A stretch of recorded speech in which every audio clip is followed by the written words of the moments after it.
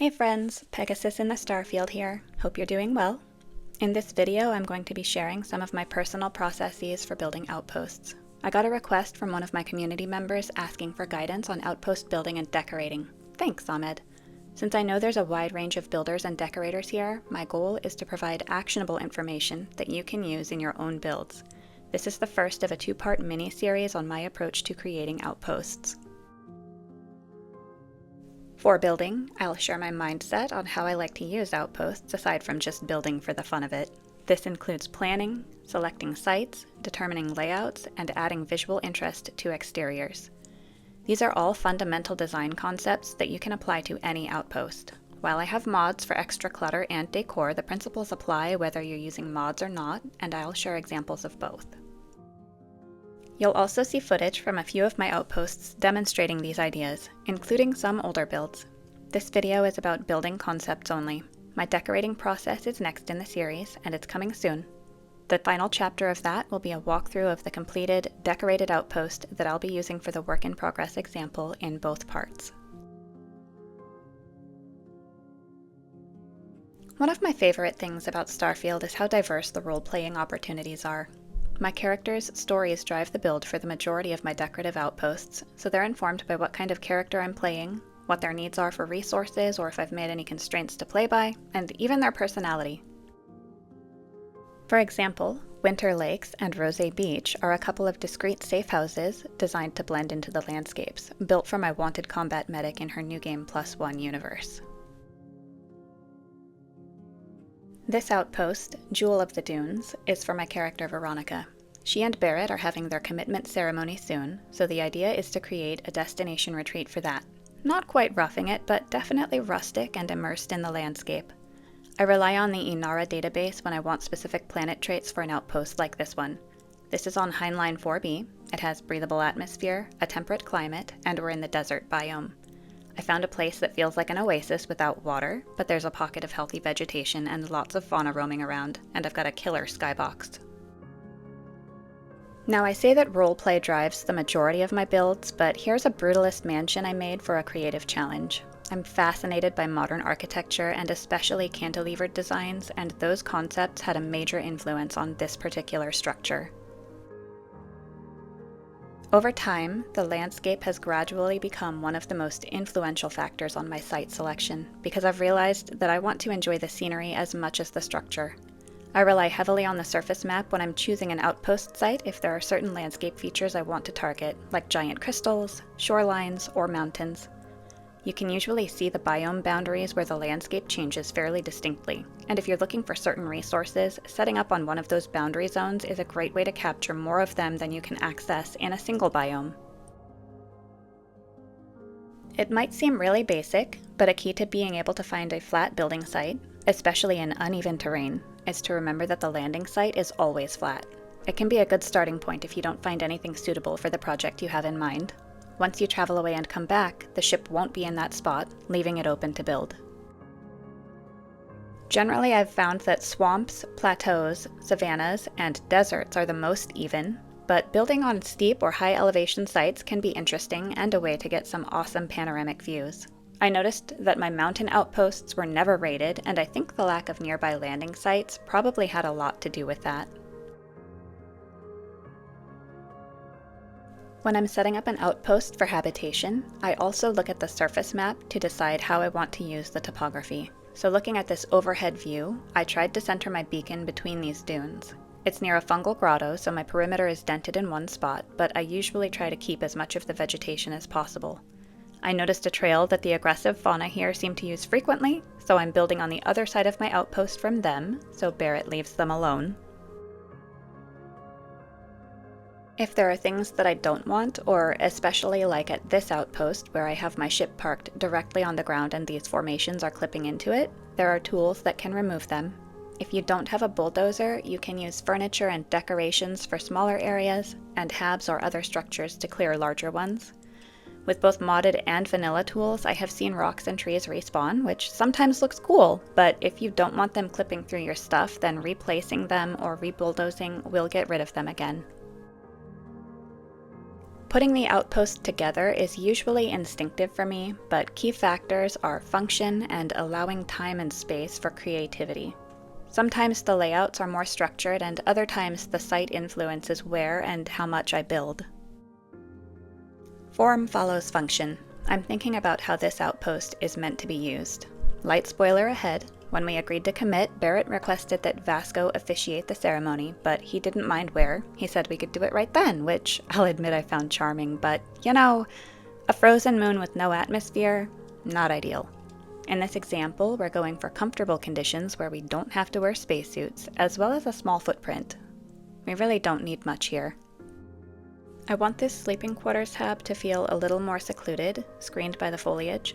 From the overhead view, I spotted this small clearing a short distance from the open-air deck that looks like a good fit. When placing structures, I also like to minimize how much vegetation gets deleted by the exclusion zone. These habs were designed for low placement, and I really like keeping them close to the ground, but not so close that the grasses clip through the interior floor. By contrast, let's go back through a resource outpost that was planned for a full crew at the time I built it. I needed a couple of resources from the 2 biomes here, so first it was for a supply mission, and then it was just building for fun. So it's a lot more developed than the Jewel of the Dunes example. The structures are laid out on a grid here. That's to give my security good sight lines from the watchtower. And I'll tell you that when I start outposts, I never have a fully formed idea of how I want them to look in mind, and that's a really important part of my process. I knew how many crew were going to be working here, but not how I wanted to arrange everything. Leaving the space open for new ideas is critical, along with being willing to change or even redo parts of the build to better fit the look I'm going for once I get into the flow and start figuring it out. Along with that, I usually work on outposts piecemeal rather than all at once, and I've found that to be essential to creating unique, custom outposts. Sometimes I repeat ideas I've really liked the effect of, and there's nothing wrong with doing that either. But generally speaking, even with similar elements, those outposts are distinct from one another. High Reaches was a particularly challenging design because I intended to use the floating structures exploit before I even started, but I also really wanted to play with angles and projections to make it look modern. So it was a lot of building, deleting, rebuilding to figure out the right order to make the most of those concepts. You can check out the link in the description for my video about the floating structures exploit if you'd like to know more. Another really challenging design was my selenite complex.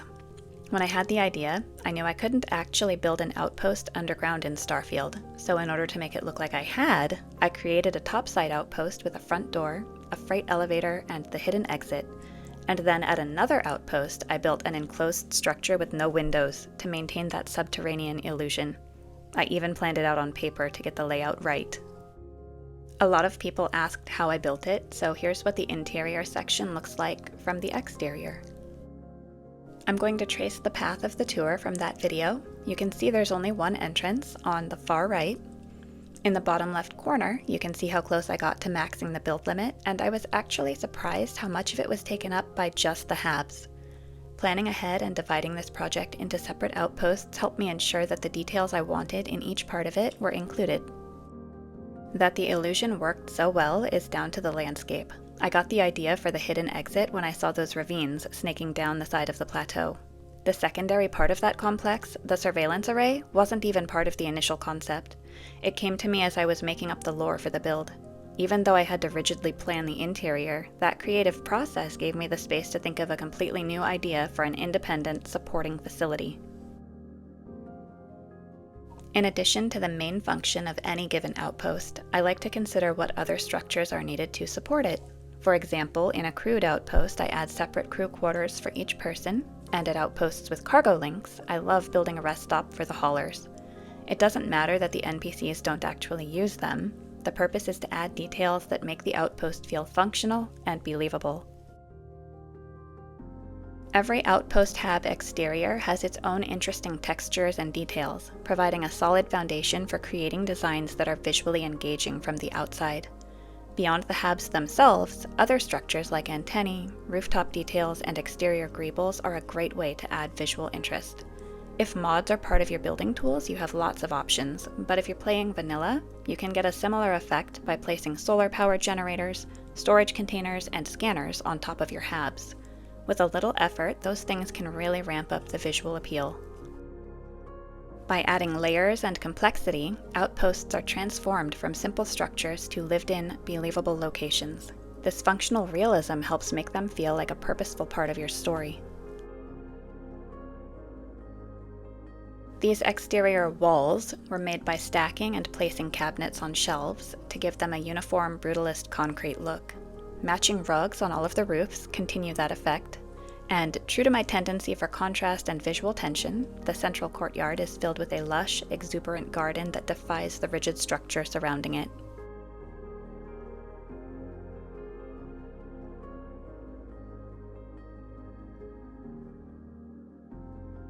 Immersion in Starfield's richly detailed, fascinating landscapes is central to my outpost designs. I prefer smaller builds as opposed to settlement-style outposts with large crews for several reasons.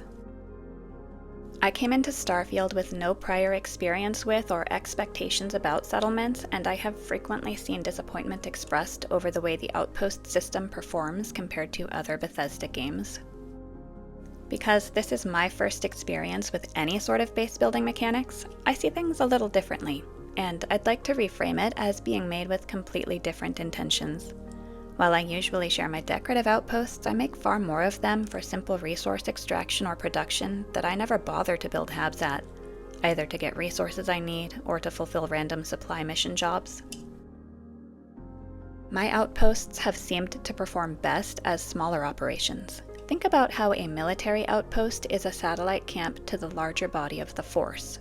That's how outposts in general seem designed to work, to me. A few crew slots, small container storage capacities, limited build area. These all suit small operations. I don't think they're meant to hoard resources or accommodate a large population. That's not to say they can't do it, but I think they shine best when used more moderately. As an Xbox player too, I see definite performance impacts when outposts are maxed out at any capacity. Build limit, cargo links, extractors. That many moving parts going at once is taxing on the system, which is another reason I don't use any mods to increase limits or add crew. Again, not that it can't be done, but the potential negative effects are a reason I prefer to stay within those limitations. Even so, save bloat and associated issues are common when building multiple, complicated outposts. Those are my indicators that it's time to get the file ready for a reset before it's unplayable. Another brief spoiler, the only narrative disconnect is my characters aren't typical power-hungry Starborn, so there isn't a roleplay reason for it. While it breaks the fourth wall, keeping the characters is important enough to do it anyway. Accepting the system for what it is has really enabled me to enjoy the creativity it offers. These preferences are definitive to all of my outposts regardless of why I built them or which character is using them. Looking back at my earlier outposts, I can see a definite change as I've learned and practiced where some of these concepts weren't used as much or even at all. Practicing helps us grow and develop our sense of design, and it is absolutely okay to start small, with just a single hab or room. The first outpost I ever decorated was a single all-in-one hab. It was called Heller's Promotion, and he was the only one there. And I'm still learning and trying new things with every build. I hope that by breaking down my outpost building approach into design concepts, this has given you solid, usable ideas you can put into practice in your own builds, and I deeply appreciate the request for this content. My approach is just one way of going about building outposts, and of course, it's not the only way. I would love to hear whether you have a similar process or how you build outposts differently. Feel free to share in the comments. If you have any questions, or if there's other specific info you'd like to see covered, please let me know. Whether you're a new or returning viewer, I'm glad you're here. Thanks for joining me. Catch a smile out there.